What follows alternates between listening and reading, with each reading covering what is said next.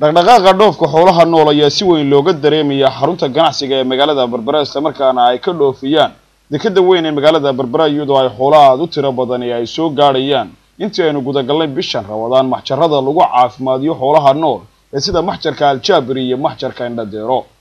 Gudoomiyaha shirkadda Indhadeero Group Mustafa Xaaji Cabdi Caawad ayaa ka warramay dhaqdhaqaaqa dhinaca dhoofka xoolaha nool ee ka dhoofaya dekada weyn ee magaalada Berbera kadib marka lagu caafimaadiyo maxjarka wadaniga ah ee Deero ee ku yaala magaalada Berbera. Gudoomiyaha shirkadaasi ayaa waxa uu tilmaamay in ku dhow ilaa 60,000 oo neef in ay u dhoofinayaan wadanka Bahrain kaas oo ku tilmaamay inuu yahay qad cusub oo ganacsi oo ay si toos ah xoolaha ugu dhoofin doonaan carafada fooda ay nagu soo haysa hadii ay baydmo.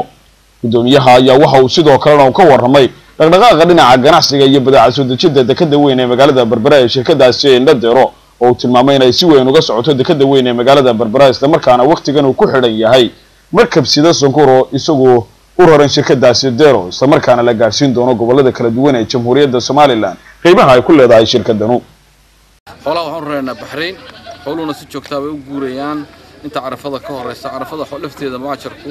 shirkadu xoolo fara badan bay raraysaa ilaa 700 ku reernaa warjeynana rabnaa hadii la ka dhigo maajarkuna waad aragtaa oo ka baxo xooluhu ka buuxaan wixii kamiyad caafimaadka xoolaha iyo wixii muxuu ahay taleegro xanaanada xooluhu baanu ka shaqeeyaa. Waana markii ugu horeysay gudoomiyaha shirkadda Indhadeero Mustafa Xaaji Cabdi Caawad uu ka warramo dhaqdhaqaaqa dhinaca dhoofka xoolaha nool iyo ganacsiga shirkadaasi. Mukhtaar Cabdiraxmaan Maxamuud, telefishinka qaranka Somaliland, Berbera.